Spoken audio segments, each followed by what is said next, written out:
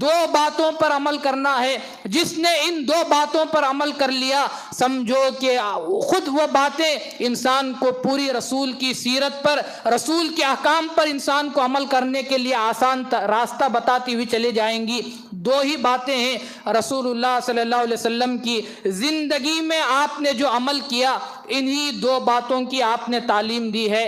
پہلی بات تو یہ کہ کسی کے آنکھ سے نکلنے والے آنسوؤں کا تم سبب نہ بنو، اور دوسری بات یہ کہ اگر کسی کے چہرے پر مسکراہٹ آتی ہے تو تم اس کا سبب بن جایا کرو.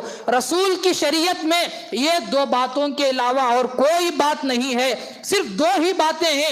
آپ کہتے ہیں کہ اتنی بڑی شریعت ہے، آپ پوری شریعت کو جمع کر دیکھو تو آپ کو معلوم ہوگا کہ پوری شریعت میں آپ کو یہی دو باتیں نظر آئیں گی.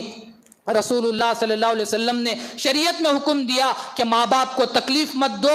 حقیقت میں ہے کیا کہ رسول اللہ صلی اللہ علیہ وسلم نے تعلیم دی کہ کسی اگر ماں باپ کی آنکھوں سے آنسو بہتے ہیں اور تم اس کا سبب بن رہے ہو، یاد رکھو کہ تم کبھی اسلام کو، ایمان کو حاصل کر نہیں سکتے.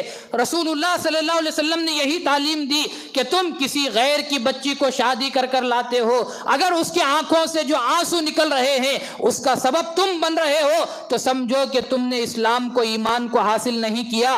رسول اللہ صلی اللہ علیہ وسلم نے یہی تعلیم دی کہ تمہارا پڑوسی ہے، رسول نے فرمایا کہ کسی کا پڑوسی بھوکا سوتا ہے اور وہ خود پیٹ بھر کر کھا کر سوتا ہے تو سمجھو کہ وہ مسلمان نہیں ہے. تو معلوم یہ ہوتا ہے کہ رسول کی شریعت میں یہی بات بتائی گئی کہ خدا را کسی کے آنسوؤں کا تم سبب مت بنو، بلکہ کام وہ کرو کہ کسی کے چہرے کی مسکراہٹ کا تم سبب بن جایا کرو. آپ رسول